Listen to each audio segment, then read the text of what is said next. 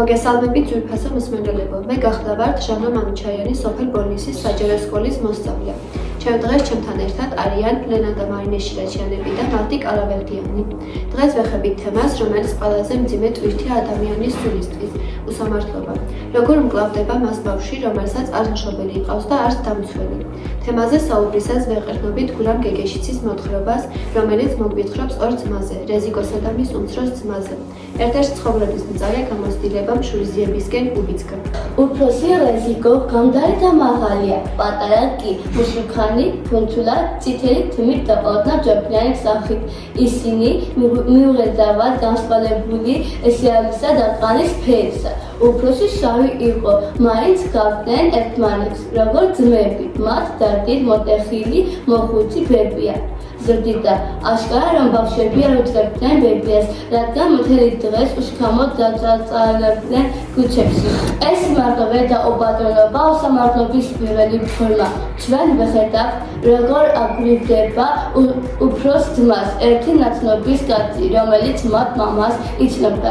ის ფიქრობს, იგიტოს თუ არა, მართვის ძვირი საზამთრო, მაგრამ საბოლოოდ გადაიფერებს და ამბობს, ეს ბავშვები სულ ერთია, მიცნობენ, რას მიხვედიან, რომ მაგათი მამის მამხანგი ვარ, ის მიდის სვამს, არახს და გულგატეხილი ამოიღორებს, ეს არის უსამართლობის მიტოვება, მაშინაც კი, როდესაც დახმარების ხელი ახლოსა. ბიჭების დაჩოქრას არავინ ერიდება, არც უფროსები და არც თანატოლები. ქუჩაში მათ სქელი გრძელხალათიანი ქალი წლის მოტანას თხოვს. თუ ღმერთი გწამს, წყალი მომიტანე. რეზიკო არგუას ეუბნება და პასუხობს. არ მწამს დეი და ღმერთი. ქალი კი მას წყვლით პასუხობს. შემდეგ ქალი უმცროს ძმას, რიჟას, აჩეჩებს ვედროს, რომელიც თითქმის ვედროზე პატარა და მაინც ორგანისკენ მიჩაჩალებს. ამ მომენტში რეზიკო ფეთქდება. ის ძმას ვედროს გამოსტაცებს, თხრილში გადაესვრის, თავში წამარხავს და დაუხმირებს. წამოედრია აქეთ. რეზიკო აგრესიით პასუხობს უსამართლობას, როცა ქალი ჯიბირს ეძახის. რეზიკო პასუხობს, ძადი შენ შვილებს მოატანინე წყალი, პატარა ბავშვს უნდა წელი მოსწრებდოს. მიუხედავად იმისა, რომ საკუთარი საქციელი კმაყოფილი იყო, რადგან გამოიცნო, რომ ქალი სულაც არ იყო კეთილი მათ მიმართ. ბრაზი მაინც საკუთარ ძმაზე გადაიტანა. სამწუხაროდ საკმაოდ ხშირად ჩაგრავს საკუთარ ძმას რეზიკო. მოგვიანებით მდინარის პირას ეს ბრაზი კიდევ უმართავი ხდება.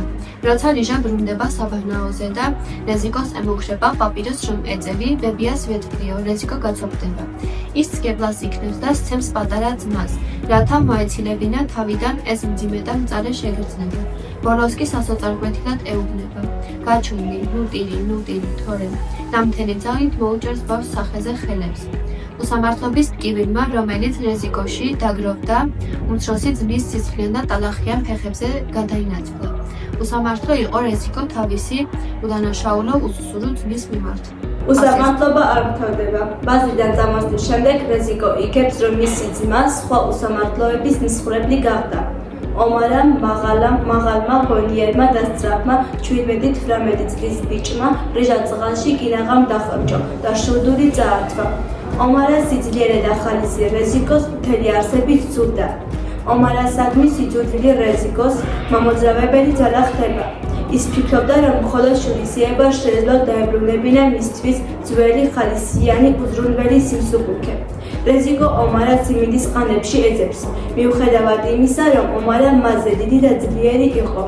რეზიკოს ჯიში არ ჰქონდა. პირველივე შეტაკებისას რეზიკო თხრილში ვარდება, მაგრამ მაინც სასტიკად და გაფართებით ებრძვის. ბოლოს ომარას იღლება და დიდნარევი ხმით ეკითხა, რა გინდა ჩემგან, რაც გადამეკიდე. რეზიკო პასუხობს, რომ მისი ძმის დახარჯების გამო მოვიდა. ომარამ ბოდიშ უხდის, მაგრამ რეზიკო მოითხოვს მუხლებზე დადგე და ასე სთხოვს პატიება. ომარამ ისტერიულად ყვირის და დილის, არ დავდგები მუხლებზე, არ დავდგები მუხლებზე. ასე გაიმარჯვა რეზიკო, სიძულვილითა და შეუპრობობით, მაგრამ არა ძალით. ავტორები აჩვენებს, რომ რეზიკო მიაღწია გამარჯვება, მაგრამ ამ გამარჯვებამ მას სიმშვიდე არ მოუტანა.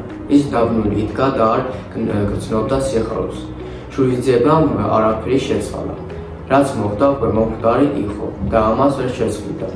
რეზიკოს ისევ სკიოდა გული, რადგან არ იცოდა რომ არსებობს უმიზესო სამართლობა, როდესაც ცხოვრება საკუთარი ნების წინააღმდეგ მიხავხარ და გაკეთებინებს იმას, რაც არ გინდა.